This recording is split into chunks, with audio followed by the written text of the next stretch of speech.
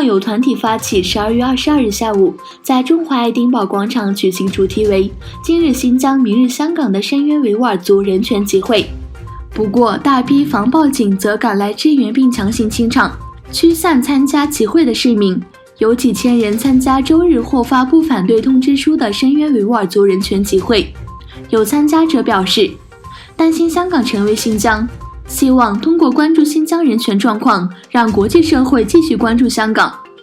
有抗议者在集会上发表演讲，警告说，在新疆发生的悲剧也可能会在香港重演。香港的反修例抗议活动已经持续了6个多月之久，这一最初由要求撤回逃犯条例修订开始的示威抗议，已经演变成一场范围广泛的民主运动。而星期天的集会又触及到中国利益最为敏感的议题——新疆的侵害人权的状况。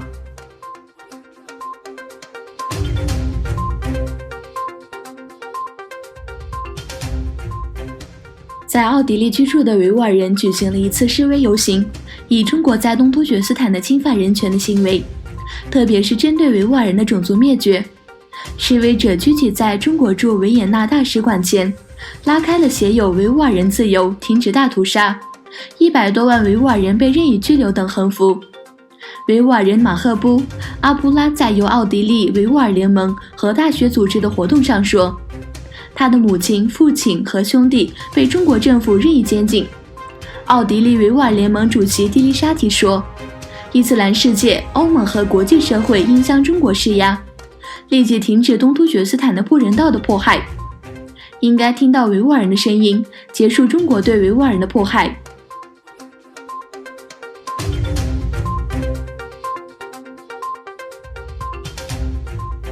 中国与俄罗斯否决联合国安理会的叙利亚人道救援决议案。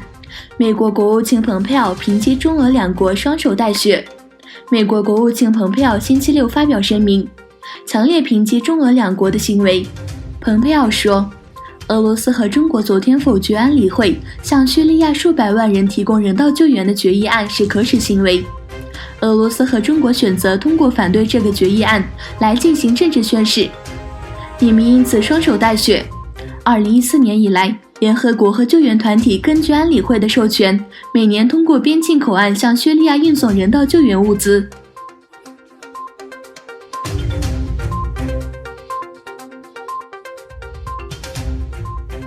美国总统特朗普星期六与日本首相安倍晋三就朝鲜、伊朗和贸易等有关事务进行了通话。白宫一名发言人说，特朗普总统和安倍首相同意继续密切沟通和协调，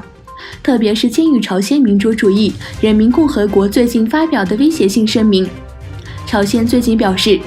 美国正在试图在明年美国总统大选前拖延无核化谈判。与此同时，中日韩三国领导人会议将于12月24日在中国四川成都举行。